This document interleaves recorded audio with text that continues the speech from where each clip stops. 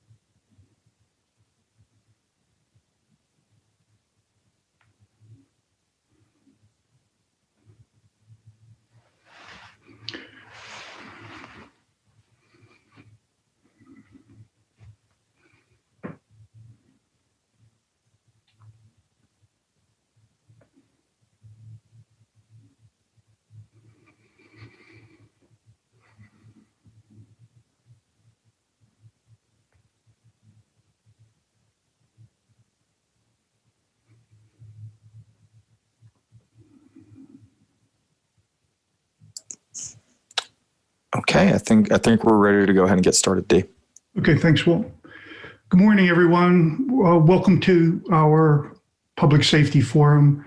Today, I'm DeWitt Peart with the Downtown Austin Alliance. We're pleased you're joining us today for the forum that we are co-hosting with Councilmember Kathie Tovo. I'm going to make a few opening remarks, and then I'll turn it over to the council member for some remarks, and then we'll go to the panel discussion. So for context, with so many few people officing, entertaining, or visiting downtown in 2020, there were significant reductions in almost all serious crime categories in the Public Improvement District in all of 2020 compared to 2019. Comparing crimes for the first 6 months of 2021 to the same period in 2020, the results are mixed, with some types of crime being up while others are down. Comparing crime data for the first 6 months of 2021 to the same period for 2019, we see that some serious crimes this year are pacing below 2019 levels, while others are up from 2019. One of the most concerning trends, however, is the increase we've seen in shootings, particularly late at night in the entertainment district. Through June, there were 4 homicides in the Public Improvement District this year, compared to 1 for the same period in both 2019 and 2020. While the city as a whole has been consistently ranked among the safest large cities in the country, and our downtown has been reflective of that, we are seeing concerning increases in homicides, gun violence, and other crimes across the city and downtown. At the national level, of the 70 largest cities, about 1/5 of the US population, the murder rate has risen 35% in 2020. The largest previous increase year over year was 13% in 1968. We experienced a 2-decade decline to a historic low in murders in the year 2014. And for reference, 1991 was the peak year for murders in this country. These headline-making crimes, combined with increasing numbers of people living on our streets, aggressively panhandling, and experiencing untreated mental illness issues in the public space, creates the perception of an unsafe environment downtown, and is a growing concern among downtown property owners, business owners, residents, and visitors. What we hope to hear today is how our police department, our county attorney, and district attorney are working to effectively reduce and address crime and improve public safety, and what you can do to keep yourselves, your employees, your patrons, and your property safe. With that, I will turn it over to Councilmember Kathie Tovo. Kathie? Thank you very much. I just want to say a few words of welcome this morning. I'm Kathie Tovo. I have the privilege of representing City Council District 9 on the City Council.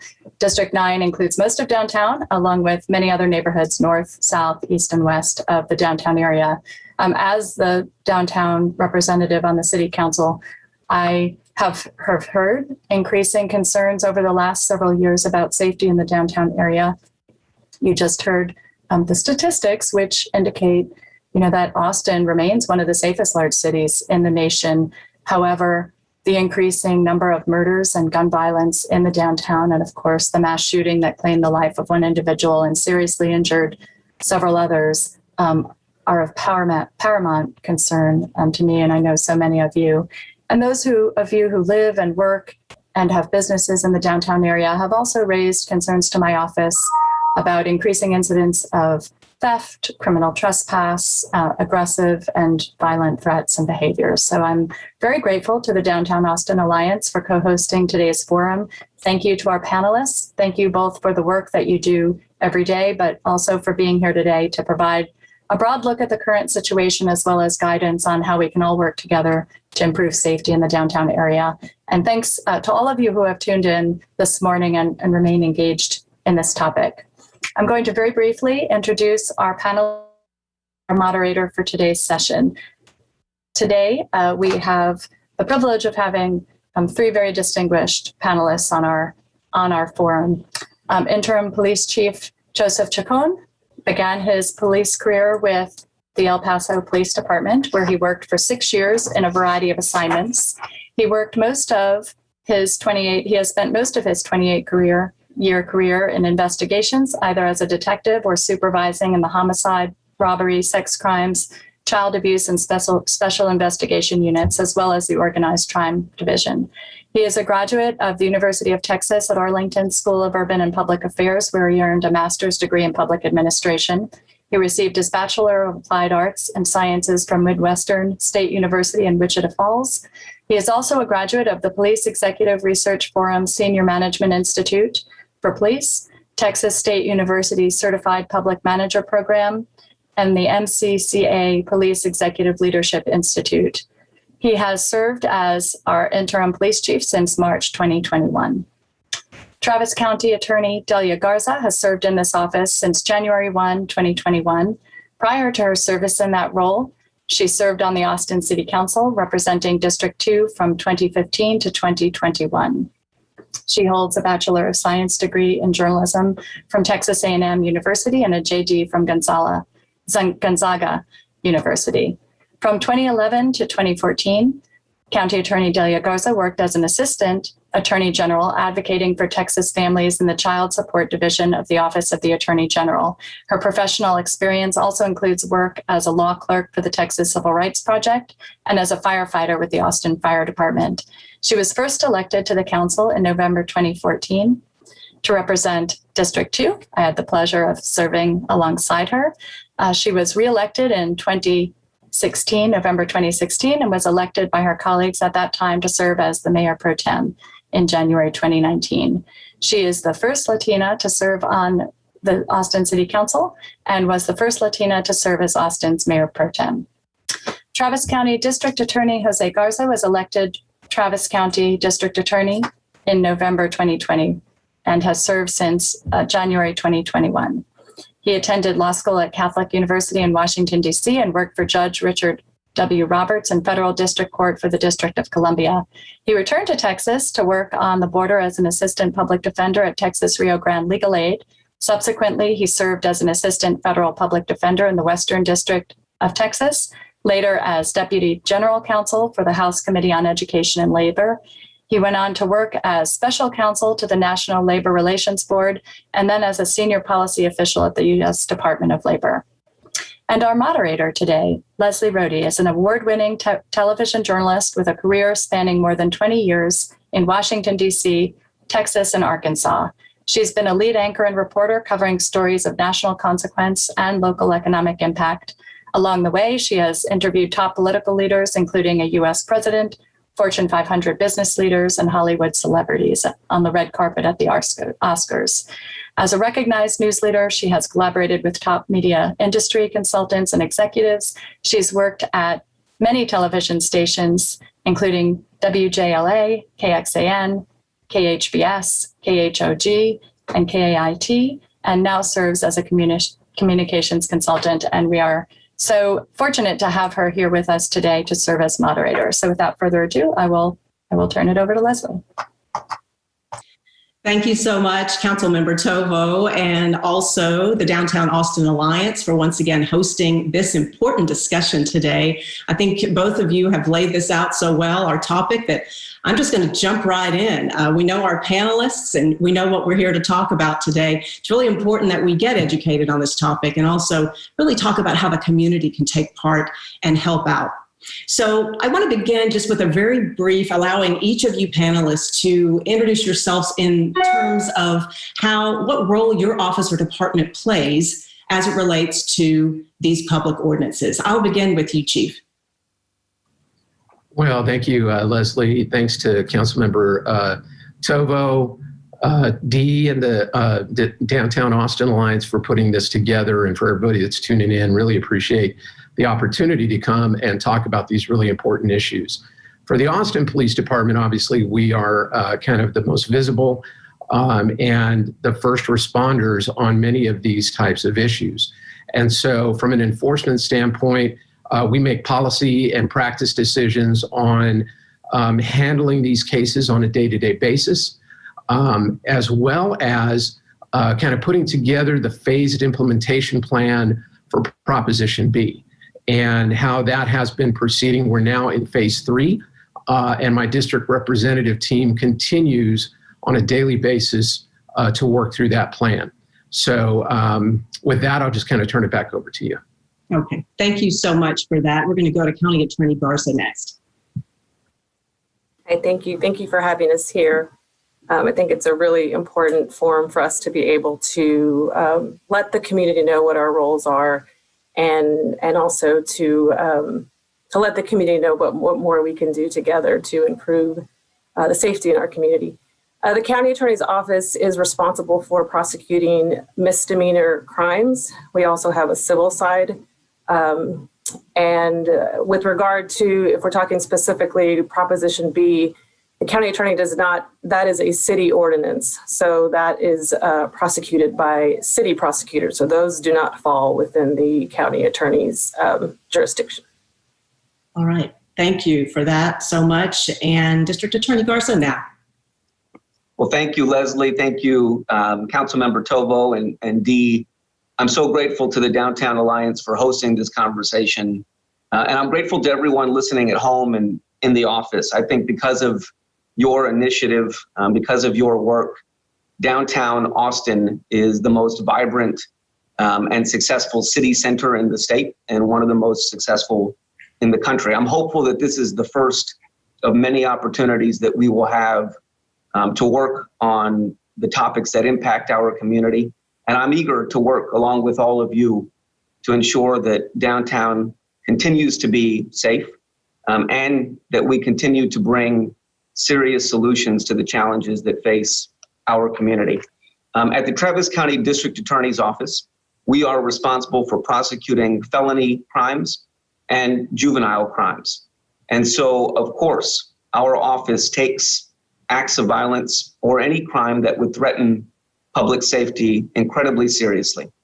That's why we have prioritized our resources to ensure that we can bring the best cases forward on those kinds of offenses so that we can ensure that anyone who commits an act of violence or any crime that threatens public safety in our community is held accountable and held responsible. So far this year, our office has sought and received over 500 indictments for acts of violence, including capital murder, murder, aggravated assault, sexual assault, gun violence, crimes against women. And so, in addition, I just will add quickly that our office also created a major crimes and homicide unit so that our prosecutors can support all law enforcement in the county who are investigating these serious crimes to ensure that when the case gets to our office, it is as ready as it can be for us to proceed with prosecution. But Leslie, I will say, I also believe that if we are serious about addressing violence and violent crime in our community, we must together work to address the root causes that lead to violence in our community in the first place. And that's why I am incredibly grateful to the Travis County Commissioners Court, who is moving forward with a proposal to create a diversion center that I believe is one of the cornerstones of a safe downtown Austin. And in my office as well, we have expanded our pretrial diversion program so that for low-level offenses, we are ensuring that people have the support and services they need, that we're addressing the root causes of crime so that we can ensure that people don't commit crime in the future. So looking forward to the rest of this conversation. That is some of the work that our office has been up to. Wonderful. Thank you very much for that. And as we begin more questions, I should say, I don't think it has been mentioned, the questions this morning have been gathered really by the Downtown Austin Alliance and members. So I'm sure some of the topics in these questions are thoughts and concerns that many of you are taking part in the webinar this morning will have. So we'll be using those questions today. And again, we're talking about Proposition B and the ordinances that come along with that. So we're going to stick specifically to those ordinances today. I'm going to begin with the question that for all three panelists, so we'll go sort of round robin here. Please identify, and you may have mentioned a little bit about this, but I want to open it up to give you opportunities. Please identify the policies or programs that your office has implemented or is planning to implement to improve safety, effectively divert or prosecute and rehabilitate offenders, restore the community, and ensure that we have a fair and a just system. Chief, let's go back to you. Thank you, Leslie. There's really a few programs that I'd like to highlight this morning. For the last several months, I've been talking about our violence intervention program. This is a program that was specifically designed to target our most prolific violent offenders and those that are using guns in criminal offenses. So far, we have made 59 arrests. In those 59 arrests, 165 different charges have been filed. And we have seized 109 illegally owned firearms. So those are off the street. I think it's important that for our community to know that we continue this work. We are very concerned about what is driving our violent crime right now, which is our homicides and aggravated assaults. We're actively working with our partners at DA Garza's office on effective prosecutions, as well as with the U.S. Attorney's Office for when those offenses might be charged federally. Additionally, I would talk about our crisis call diversion program. This is a program that we've been working on for well over a year and really implemented in late 2020 in our 911 call center. So this program actually looks to divert those calls that are of a mental health nature to a counselor that is on the floor and is ready to take that call. The latest statistics that I have on that program were for April through June of this year. During that time, we had 11,751 911 calls that came into our call center, which we identified as having a mental health component. Of those, 1,204 were diverted. So just over 10%. I think that that is a good start for us. Those numbers have continued to climb. And we're the only call-taking center in the country that has that fourth option on the call-taking script, which is, do you need police, fire, EMS, or mental health services? Finally, I'm just going to say that we've been working with Councilmember Tovo and other members of council on how we can partner with the newly created Office of Violence Prevention to look at ways that we can look at the root causes of what is causing and driving our violent crime, and particularly in the downtown area, how can we affect that? All right, thank you so much for that. County Attorney Garza?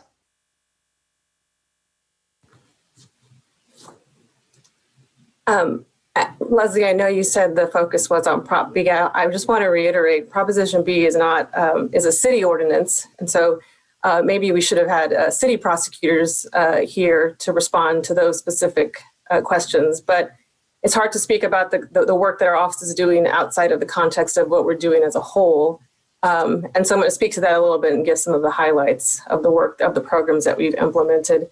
Our office is really focused on prosecuting violent crime and diverting nonviolent offenders. So just to give a general understanding to the public that I know does not know a lot of what happens, after somebody has been arrested, and on our side, the bulk of our cases are family violence cases and DWIs. And those are the cases that we have significant backlogs on. And so some of the things we've done to help increase the safety of our community is we are focusing more resources on those family violence cases. We have hired more family violence counselors.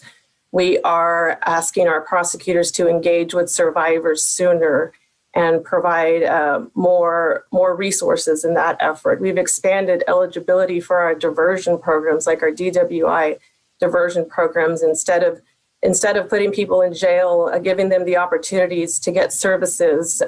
There are significant studies that have been done very recently that show if you can divert people outside of the criminal justice system, specifically for misdemeanor type level of offenses, you actually reduce the chances that people will recidivate. And so we are using fact-based research to implement some of these policies. We've also standardized our weapon forfeiture policy. And according to some of our constables, we have taken about 100 guns out of abusers' hands, which is more than had been done in the previous 3 to 4 years. One thing that we have changed that I think that this audience is very interested in is our early case review. Because we are still in the pandemic and unfortunately looking like we might stay there a little bit longer, our prosecutors have more time to look at cases sooner and to determine if it's a case that's ripe for prosecution. And so because of that, we have started a process where we look at cases pretty soon after a person has been arrested to determine if that case should go through the criminal justice system. This is a new process. This is a process that many of my predecessors had talked about before. We have been able to implement it in a cost-neutral way, and we have our prosecutors reviewing cases earlier. So instead of doing it after somebody's gone through the magistration process, we've been able to do it earlier. The only cases that are ripe for this early case review are non-violent cases, are cases that we determine do not pose a threat to public safety. I also want to just early on in this process, I know there's a lot of misinformation about our new policies that say we have not, that we have no rule in my office that we are not prosecuting any type of case. We are still prosecuting criminal trespass cases. We are still prosecuting every offense that falls within the jurisdiction of this office. And we have not given any instruction to police officers to not arrest on any type of offense. And so I know that that's one of the main questions my office has been getting. We continue to prosecute criminal trespass cases, again, weighing a variety of factors and looking at each case on a case-by-case basis. And again, it is not ripe for that early case review and possible dismissal if it is if there's any type of violence involved in that type of case. All right. Thank you for that clarification. And I do want to remind everyone on the webinar that when I said specifically Prop B, we could widen this to about safety. It's about safety efforts and the perception of safety in our downtown. So thank you so much for clarifying that. And again, what the community can do to take part in that too. So let's go to DA Garza now, I believe. Absolutely. Well, let me also just add to that point that our office likewise has no specific role in enforcing Prop B. But I do appreciate the opportunity to talk about some of the other initiatives that I think are and will have significant impact on our public safety as a community. I've already mentioned several. I've mentioned our new homicide and major crimes unit that has the goal of ensuring that every case, particularly the serious cases, are ready for prosecution when they arrive at our office. I have talked about our focusing our resources on crimes of violence, particularly homicide. And I want to name just a few other initiatives that we are working on. The first is that we have adopted new policies in our office that really seek to center victims in our criminal legal process. They seek to ensure that our communication with victims of crime is as good as it possibly can be, that victims are consulted and heard at every phase of a criminal proceeding so that we are taking into account what justice is for any victim of crime in any particular case. And I'm very excited about that. And I've had the opportunity to hear directly from so many people in our community who have been impacted by crime. And I'm so grateful for their courage and perseverance as they move through this process. I also want to name that our office has also adopted, for the first time ever, a firearm surrender protocol to ensure that people accused of crimes who may pose a threat to our community don't have access to firearms while their case is being adjudicated. And so what we have done is given specific guidance to our prosecutors so that they can seek the removal of firearms from people who may pose a threat to our community. And I'm grateful to our partnership with County Attorney Garza and to the Precinct 5 Constable Office for implementing this program. I also want to talk for a few minutes about our early case review process. Like the County Attorney's Office, our office reviews what are called probable cause affidavits, the evidence that makes up the basis of an arrest and the initiation of a criminal proceeding at the point, essentially, that a case enters our criminal legal system. And it has been, I think, from our perspective, a really important process and one that we are hopeful is going to lead to increased early communication between our office and all law enforcement offices within the county, and that is going to ensure that our prosecutors are spending their time on the most serious offenses and those that have the necessary legal requirements to move forward in our process. So those are some of the projects that we have underway, and looking forward to talking about more as the conversation goes on. Wonderful. Thank all three of you for that. We want to move on to roles that the community can play in safety, keeping our area and our community safe. And we're talking about things like what to look for, behaviors to look for, what number to call. Is there a place to report something that they may see something that may be illegal? Also in the criminal justice process, can the community play a role in that, in keeping our community safe and just keeping property safe? So in that general area, what role can the community play to help your office, Chief? Thank you, Leslie. So I think it's important to just talk about, start from a common sense standpoint. When you're going downtown, to have a plan on, if you're planning to drink, how to get home safely, to not put yourself in a position where you become an easy target of property or violent crime. And I've said it a few times, if you're planning on coming downtown, don't bring a gun. It does not make you or anyone else that is downtown safer. Downtown, we staff it differently than we do the rest of the city from a policing perspective, and bring a lot of officers into our downtown entertainment district, particularly on weekend nights, to make sure that we have plenty of folks down there to address anything that might happen there. I think just from how can the community get involved? There's a number of things that are going on right now, including the phased implementation of Prop B, continuing to be good stewards of our community, to communicate with the police when they see that crime is happening, and make sure that they are calling either 311 or 911, depending on whether or not it's an emergency. If they see encampments right now that they know are not allowed under law, under the new ordinances, to go ahead and call 311 and make sure that we're aware of them so that we address them through that phased implementation. Overall, for public safety right now, there's a number of different ways that the community can get involved. The Reimagining Public Safety task force panels were held, and there was a huge community and a component that was involved with that, as well as with the reimagining of our police academy. So the video and curriculum review that was going on and continues to go on with that to make sure that we're training officers in the way that our community expects. And then, of course, there's a chief of police search that's going on right now. So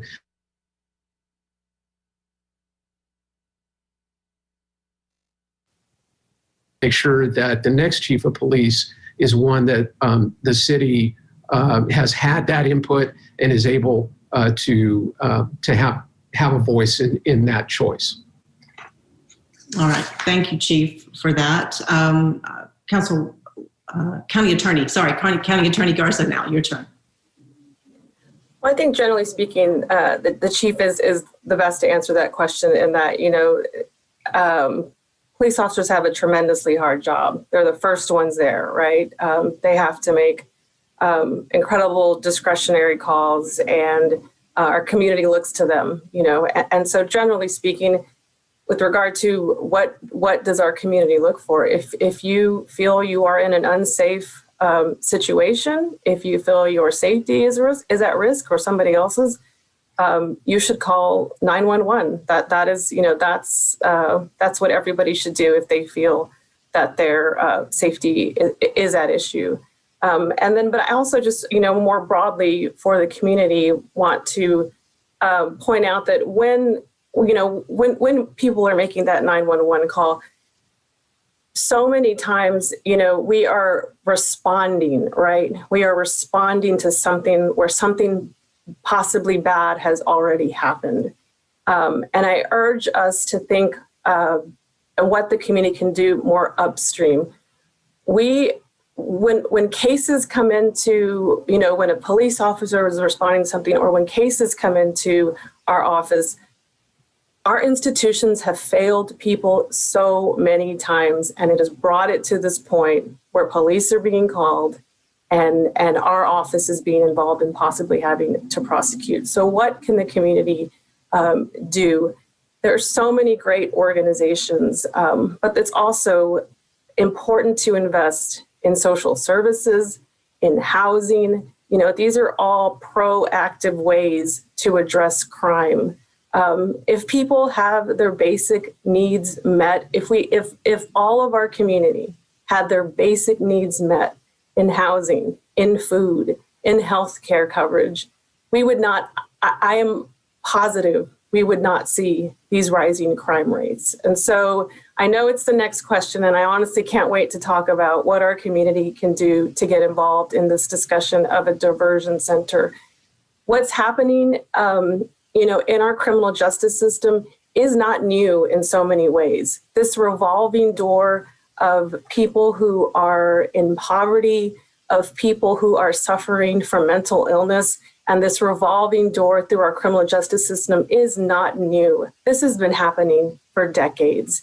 And I think what we should have all learned from this is it's not working. The way that we say, we have this culture of saying, we'll put them in jail and that's where they'll get the services that they need, is not working. And we need to think of it a different way. We need to think of investing in people before that 911 call was made, before they're a case on, in our office or on a judge's docket. And so I know that the DAA is heavily invested in solutions like this, in creative solutions like this. And in fact, when our office has fielded calls from business owners, and we turn the conversation to, we need a diversion center, we need more robust social services. I am so grateful to many of the members of the DA who step up and say, tell us where we can, help. What kind of fundraiser can we have? How can we be part of this? And so I think that really is the most effective way to address some of these, to get to the root of many of the issues that our city is facing. Thank you very much. We will definitely get to that diversion center a little more, but I want to give DA Garza a chance to talk about the way the community can support and help with safety. Absolutely. Well, let me try to, I think, emphasize some of the points that the interim chief and the county attorney have made. First and foremost, we really depend on members of our community to report crime when they see it, to report crime if they are the victim of crime, and to cooperate with criminal investigations. It is so important that if you witness or experience crime of any kind in our community, that you let the authorities know and that you be willing to continue to participate in the criminal justice process until that specific case has reached resolution. And I also just want to make sure that everyone's aware that if you have been the victim of a crime, or if there is a crime that has happened in your community, if you report that crime and you have questions about how that case is moving through our process, all of our prosecutors and me are available and willing to sit down to meet with you at any time to answer your questions about any particular case or any particular crime that you may have witnessed or been a victim of. I also want to emphasize one of the points that the county attorney made earlier during this discussion. Our office at the district attorney's office has enacted no policies that would prevent any law enforcement from investigating or making arrests in any type of offense. We've tried to be clear that our office is prioritizing acts of violence, prioritizing the kinds of crimes that pose a threat to public safety. I have also tried to be clear that our office is continuing the practice of the prior administration, not to prosecute low-level drug offenses. The only difference is that our office has made two changes to that policy. The first is that we have an exception for any drug offense where law enforcement believe that there is a threat to public safety. We will move forward with those cases, or any offense, any drug-related offense that is part of a larger criminal case. We will and are moving forward with those kinds of cases, and I appreciate the working relationship we have with several of the law enforcement entities across the county. But I am aware that there is some misinformation out there about what our office is and is not prosecuting, and what impact that may have on law enforcement. We have, I think, had good conversations, the county attorney, the interim chief, and I, about this topic, along with the city manager. And I just want to emphasize that there are no policies our office has enacted that would prevent law enforcement from investigating crime or from making arrests. And then, just as a brief transition into our next question, I just could not agree more with the county attorney. We know that, generally speaking, what leads to increases in crime is instability in our communities. And if we are serious about addressing violent crime and crime generally, we must ensure that we are working to root out instability in our community in every way we can. All right, thank you for that. I think I'll go to County Attorney Garza on this one, since she did mention this prior. We know that the Travis County Commissioner's Court has recently passed this resolution to pilot this diversion center. It's a mental health diversion center. It really gives an alternative to addressing the needs of offenders who are determined to have some mental health needs, some services. So I guess just the question is, how will this help public safety?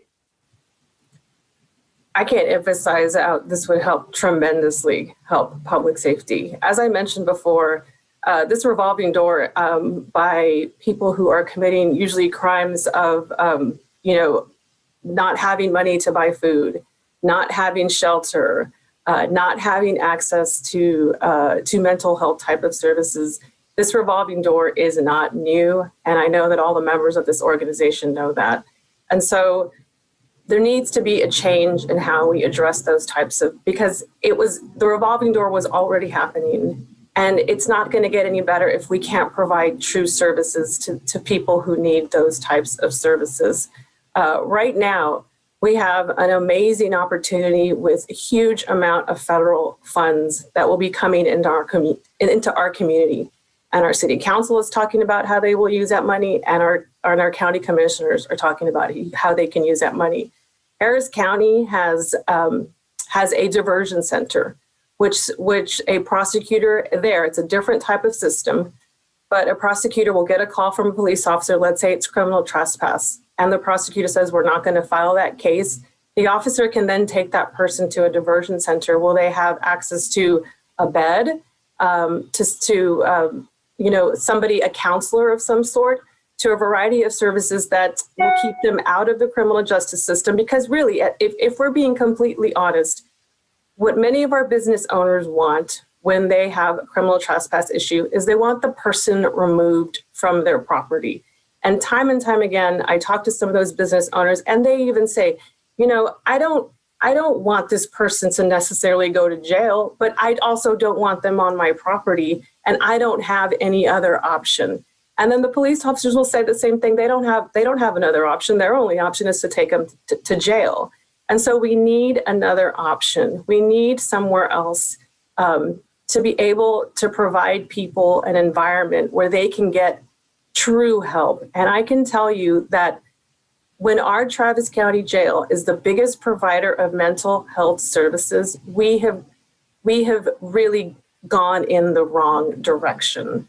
I hate to get political, but we live in a state where our governor has not expanded Medicaid for people who, this is free money, free federal money that we could use to provide people medical care. And so there are so many things, along the chain of somebody's life who needs help that we have failed them. And then that puts them in this position where we're at a forum talking about how we fix this in the criminal justice system. So this Tuesday, just one of the things that's being discussed is hiring a fellow who would commit time to creating this diversion center. And it's a free fellow. It's a nonprofit that's offering the county volunteer work, a professional who's done this work before, to be able to focus in. We have limited resources, just like businesses have limited resources, government has limited resources. And this will provide the county the opportunity to have someone focus on this diversion center. It's working in other communities. I'm not gonna, let's be honest, it's not gonna solve all of our problems, but at least it's a step in a different direction and will hopefully stop this revolving door and puts us on a path, at least on a path, even if it's a pilot path, to see how much better we could make our community if we could provide people who need shelter, who need food, who need healthcare. Look at Mobile Loaves and Fishes. Look at the amazing work that's happening out there. And if we could expand those types of services, I think our business owners downtown would see a tremendous change in some of the situations that they're seeing. Thank you so much. Chief, how does this diversion center change the way your office and people on the street operate? I'm in much agreement with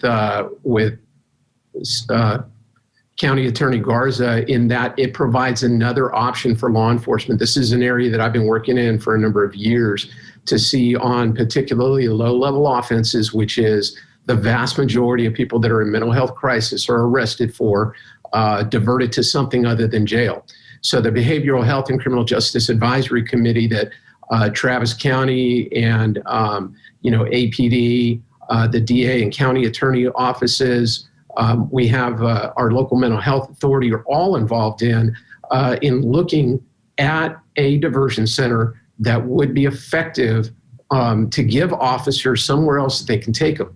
Because I think the county attorney said it right when most business owners are like, I really don't want this person to go to jail, but I just don't want them here. Officers have nowhere else they can take them. So this is something that I personally, and I think our profession has been advocating for some time, is something like this, and I think it'd be good for our community. How do you think it would help with that revolving door the county attorney referred to? I think that it's going to depend on how it's implemented because, when we take someone to a diversion center, obviously they're not incarcerated. They have the ability to walk out. And so are they going to go back? I think all of that needs to be thought out. It needs to be planned for. And that, in the end, what we're trying to do is get people the mental health services that we know they need. I think sometimes they may not know that they need, and they're resistant to it. And so, that's going to be one of the things that I'm sure that this fellow who's brought on is going to be working through, and we're ready to partner as well. Okay. DA Garza, your thoughts on this diversion center? Well, historically, the Travis County District Attorney's Office prosecutes more drug-related offenses than any other kind of offense every single year. Those are resources that we are not putting towards acts of violence like gun violence, violence against women, homicides. And we know that here in Travis County, that the percentage of people struggling with substance use disorder who also have unmet mental health needs is upwards of 60%. It is time that we here in Austin and Travis County, and to the county attorney's point across the state, begin to treat substance use disorder and unmet mental health needs as the public health crisis that they are. And so, we just have a responsibility to make sure that people can get the services they need outside of a carceral setting, because if we do, that will make our community more safe. I'm really grateful, first of all, to the interim chief, who I know has been a champion of this concept and who has been working through solutions like this for a very long time. And I'm also grateful to the Commissioner's Court, who has taken some preliminary steps to get us down this path. Now, as the county attorney said, for those of you who care about this issue, tomorrow is actually a pretty important day in Commissioner's Court, and I think you should all tune in. I do my best to keep up with Commissioner's Court. I'm sure I miss details here and there, but I do know that tomorrow there are at least 2 proposals that the court will be considering. As I understand it, the Commissioner's Court is contemplating 2 paths with respect to a diversion center. One is a pilot that I think could be pursued in conjunction with the sobering center. And then the second is, I think, what I understand to be a robust and sort of all-encompassing approach to the crisis of people with unmet mental health needs and substance use disorder on our streets. Now, I'm not sure if Commissioner's Court is considering pursuing those 2 ideas together or if it's one or the other, but if you care about this issue, I think tomorrow is a good time to tune in to Commissioner's Court and to voice your views. And then I will say that if you don't mind, County Attorney, I'm going to speak for you on this. I think the District Attorney's Office and the County Attorney's Office would be enthusiastic to work with the Downtown Alliance and all of your members and the city, of course, on this project. And I can only assume that the Commissioner's Court would be as well. Thank you so much. Chief, we want to talk about criminal trespass notice real quick, Ali, here, and tell us, well, can you kind of summarize what it is so that everyone is aware of that? And then are they currently being enforced now by your officers? Certainly. So a criminal trespass notice happens when an officer is called to a scene because someone is committing criminal trespass. The person is still on scene. The owner of the property has the option to issue this notice to the person in front of the officer saying that they are not welcome on their property and that they need to depart immediately. Officers write a incident report documenting that notice, and that becomes the official record then that stands for a period of 1 year, in which if that person returns and the officer sees that person on the property, an arrest can be made. Criminal trespass are still being enforced by our officers. So if that happens, or if an officer arrives for the very first time and the owner says you need to leave and the person refuses to leave, then an arrest immediately will be made for criminal trespass. And then those are referred over generally to the county attorney's office for any kind of prosecution. So what should a person do, in particular a property owner downtown in the area, if someone is coming on their property, is disruptive, possibly threatening patrons? So that's what we're working through right now. There's a few things that I think are important for business owners to do. Many times what they're doing is they're coming onto the property to commit some type of crime. Generally, those are low-level crimes and are not violent in nature, but it might be a theft. It could be a criminal mischief or some type of graffiti. There's some different things that happen there, and obviously we don't want people to have to tolerate that. It is against the law. They need to call 911 if it's in progress. Officers will respond as quickly as they can. Understand, please, that we are resource strapped at this point, and that many times lower level priority calls are holding for quite some time. And I think this has been a source of frustration. We are prioritizing the higher level felony offense, or if it's a crime of violence, to respond to those first before we're looking at those lower level crimes. But, also working with our district representatives. So this is a resource that is available to the public, that whether you're a business owner or a homeowner or simply a resident, and you want advice on how to make yourself more safe at home or wherever that location is, that our representatives will come out, will perform a site survey, and give you some good tips on how you can make yourself safer. Thank you for that. County Attorney Garza, how is your office handling trespassing cases now in general? And then if you could speak to some of the cases that involve these repeat offenders. So this bears repeating.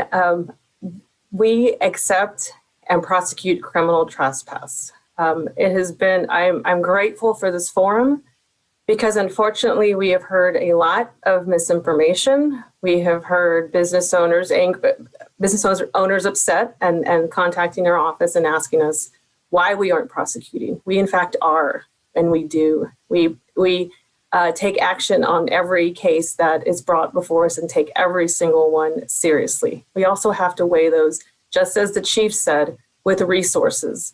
As I stated before, the bulk of our cases are DWIs and family violence cases. We look at each case on a case-by-case basis. The question of repeat offenders, criminal trespass is not a case where some types of other offenses can be enhanced when there's multiple. For example, your first DWI would be, I believe, a Class B, and then they can get enhanced if you have, then your next DWI is a higher offense, and your next DWI. That's not the case with criminal trespass. They're not enhanced because there's multiple, and we look at each of those on a case-by-case basis.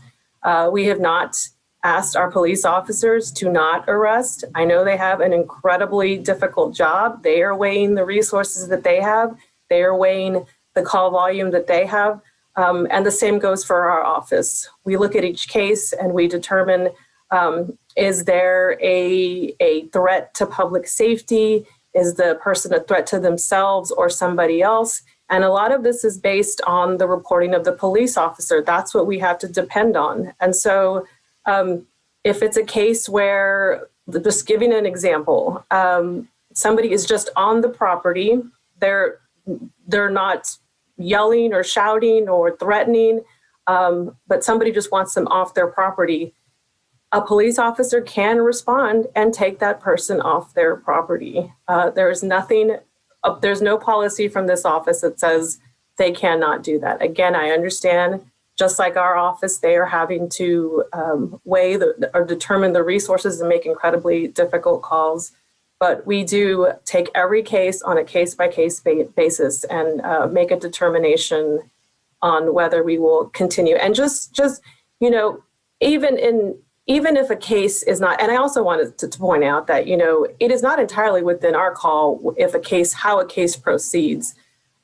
Even if the state, our office, accepts a criminal trespass charge, the person can also would go through magistration and can be let out on a PR bond. And so it is not entirely within the control of our office whether and how something proceeds through the criminal justice system. DA Garza, what about your office? How is it handling felony repeat offenders? Absolutely. Well, let me just to clarify, our office doesn't have any specific role in enforcing criminal trespass cases. Let me just say that off the bat. But generally speaking, we evaluate every single case individually based on the facts and circumstances of that case. First, we evaluate the conduct that the person is accused of committing. Was there a victim? Was it an act of violence? How severe was the act of violence? And we do our best in every single case to assess the potential threat to public safety caused by that conduct. Of course, in every single case, we must evaluate the strength of the evidence. We can only hold people accountable when we have sufficient evidence to do that. And I just want to just take this opportunity to let people know that there is a much higher legal burden to convict someone of a crime than there is to arrest someone or to accuse them of a crime. And so our responsibility at the district attorney's office is to make sure that we have the strongest evidence possible to prosecute and to hold people accountable. But that is something that we have to take into account in every case. Obviously, we evaluate the criminal history of the person accused of the crime. We want to know, is there evidence of escalating acts of violence? We also want to know, to the best we can, we want to understand why it is they may have committed this crime. Do they have unmet mental health needs? Are they struggling with substance use disorder? Because if we can get them the help they need to ensure that they don't commit any crime in the future, we want to do that. In instances where that's not possible, our job is to make sure that the public is safe and that we remove people who may be a threat to public safety from our community. And then the final thing that we consider in every single case is the harm to a victim. It is so important to us to hear from victims of crime on a particular case, and that is a central part of our evaluation about how a case will be handled. Thank you so much. Well, I know we're getting close to the end, and I want to wrap up with all three of you now with this thought and question. It is fair to say, and we've talked about it, we've seen things in the chat room about this as well. The community is concerned about increases in violent crime. We have a perception of a lack of safety. And so what are some things maybe that you've not been able to address so far that you can tell the community to reassure us that everything is being done to keep the area safe? Chief, you want to start? Thank you, Leslie. And I certainly hear how the community feels about this, and we are paying attention. I want to start by saying that we should not lose sight that Austin being, I think we increased to the 10th largest city in the country, remains an incredibly safe community. When we look at other cities of our size, I'm very grateful that we don't have some of the crime that they experience. Having said that, we are seeing some increases, and that is concerning, and we will continue to address those. I think that, it's important for any community that we have to partner with that community, and that means having community that is going to go ahead and call when they see something or they have knowledge. When we say, if you have any information about this particular crime, for them to go ahead and call. So I'm going to continue to ask the community to do that. We are actively moving resources in the police department to address violent crime right now. So moving people back to patrol so that we can keep our response times to the most violent offenses, the shootings, the stabbings that we know do occur in this city, that we are responding to them as quickly as we possibly can, as well as creating units like our aggravated assault unit and our violent crimes task force, which is wholly dedicated to looking at ending violent crime. But with that, the police department, myself, and the men and women here are wholly committed to working with our community, to working with our county and district attorneys to see how we can make things better, whether it's a diversion center or whether we're looking at other measures that are going to get at the root cause of these type of offenses. I don't think you're going to find anyone who thinks that we can arrest our way out of these problems. We have to be better stewards for our community, and we're ready to partner with everyone to make that happen. Thank you, Chief. Thank you so much. County Attorney Garza. Thank you, Leslie, and thank you to the DA for allowing us this opportunity. And I'm happy to sit in any forum to, explain the policies of this office. But I will say, it is really unfortunate how many of these issues have become incredibly politicized and divided our community, because I know that our community cares about our neighbors and all of our neighbors. And so what I would encourage us all to do, and remember, I'm raising a family in this community. We're all raising families in this community, and we certainly want a safe community. We also have incredibly limited resources to be able to do that. And so this office will continue to focus on the severe violent crime in our community and working hand in hand with our law enforcement and our DA. To look at all of this in context. Yes, you can look at, and I'm not trying to say that we're facing high crime in our entire country, but to also look at these issues in the context, and in the context of we still do largely remain a safe city. And so I encourage our community to look at those statistics, consider where you're getting your sources from. I encourage our law enforcement to try to refrain sometimes from maybe getting involved in the political part of it, because at the end of the day, people pick up that phone because they're worried and they want someone to come help them. And I know law enforcement has an incredibly difficult job of mitigating and de-escalating, but we all play different roles in this process, and we have to work together, because I know that every single one of us cares about this community and are raising families in here. And so I welcome these open dialogues of truth and of facts and of sharing the incredible workload that all of us carries and the role that we have in this community. And I encourage DAA and its membership to support a diversion center. We have to look at this a different way. We have to come at this a different way. And I think being able to provide people their basic needs and resources before they're in the criminal justice system really is the best proactive approach to addressing some of these very real concerns our community has. Thank you for that. DA Garza? Thank you so much. And again, thank you to everyone for your time today. I am eager to continue this conversation, and I am available to all of you at any time to continue to work on serious solutions to the challenges that face our community. I also really appreciate the perspective that Dee and the DAA laid out at the beginning of our conversation. We know that several categories of criminal conduct have declined in our community, particularly in the downtown area. But at the same, and we know that that Austin and Travis County remains one of the safest, largest cities in the country. But we also know that all across the country, homicide rates are rising. And that is also true here in our community.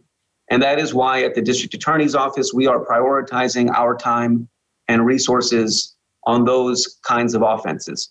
If a person commits an act of violence in our community, if a person commits a crime that threatens public safety, they will be held accountable. We have moved to ensure that we have prosecutors who are solely focused on this work, and that we are spending our time on this work. But we have a responsibility. Of course, we must hold people accountable when they commit acts of violence, when they commit crimes that threaten our public safety.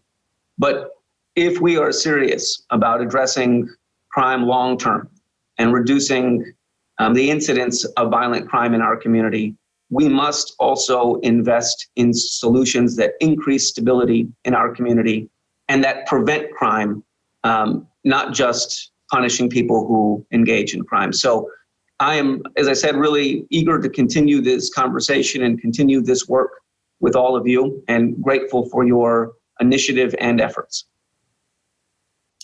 Appreciate it. Appreciate all three of you panelists for spending time this morning on these important topics and educating all of us a little bit more. I want to encourage everyone, if you have questions, thoughts, to reach out to, and I believe, Dee, you may get back to this as well. I think the email address is hello@downtownaustin.com. That's pretty easy to remember, hello@downtownaustin.com. And with that, I thank you all for watching. I'm going to turn it back over to my hosts now.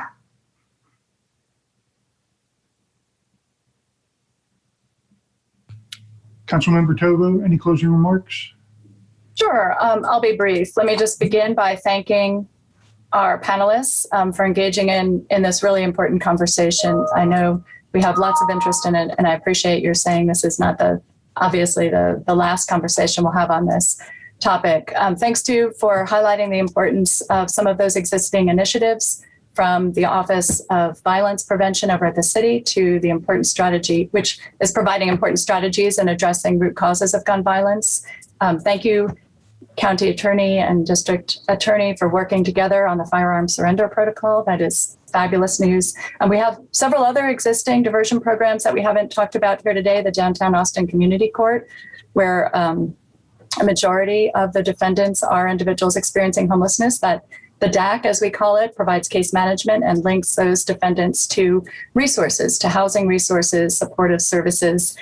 We also have the City County Sobering Center, which was mentioned a little bit earlier. That was a program I led in creating, and I want to acknowledge the Downtown Austin Alliance's really critical role in helping bring that into fruition. This is a diversion option for individuals who are charged with public intoxication and connects them to substance use resources. Of note on the horizon, you heard about the Travis County conversation going on around the mental health diversion pilot program for individuals charged with criminal trespass. That is an item I've placed on our agenda for this Thursday, directing our manager to collaborate with our colleagues over at the county.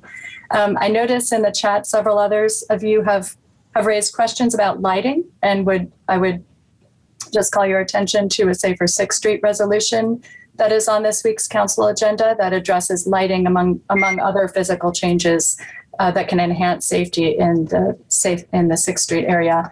I just also want to acknowledge the Downtown Austin Alliance for being a partner in so many of the important efforts that the city has done over the last several years to enhance safety, from the Sobering Center to the Homelessness Outreach Street Team, to collaborating and providing funding for the additional mental health services for individuals experiencing homelessness in our downtown area. We need that partnership. We're going to continue to work together and find innovative and important solutions to increasing safety. Members of the public, I know you didn't get all of your questions answered. I see questions in the chat wanting some numbers about criminal trespass and numbers charged, numbers prosecuted. We will work together with the Downtown Austin Alliance to see what the best forum is for answering some of the questions that were raised today that certainly were addressed in broad spectrum, but for those of you who want more details, we'll work to get those. I want to thank you for your engagement in this area, and know that my office is, like all of the other panelists on here today, just committed to enhancing safety in downtown as well as across our city. So as you have innovative ideas and suggestions, please bring them forward. Thank you, Council Member. Leslie, thank you again for moderating. Panelists, thank you for the time you committed here. We know your time is extremely valuable. 3 takeaways, I'll make it brief. The fact that we were able to hold a meeting like this today, and the participation, your willingness to do this is, I think, a clear message of our ability to work together. And I just want to assure our members that the communication channels with your offices is open, and ongoing dialogue on the work that we've discussed today. The other point is, There are recommended action steps that we could be taking as a community to do things differently. For example, the Diversion Center, and you have our commitment that the Downtown Austin Alliance will wholeheartedly lean in to help support efforts like that. And then lastly, we heard that there have been no policies adopted to basically prevent crimes from being prosecuted. That came across loud and clear. And again, I think what's important is if you see a crime or if one has been occurred, 911. We heard today that in the 911 system, we know that mental health is being given a priority. Integral Care is working with APD on that. So it makes all the sense in the world to report 911. And if a crime has happened, 311. We can't emphasize that enough. 911, 311. I thank you for everyone's participation today, and hope you can join us for our next forum. Thank you all. Recording stopped.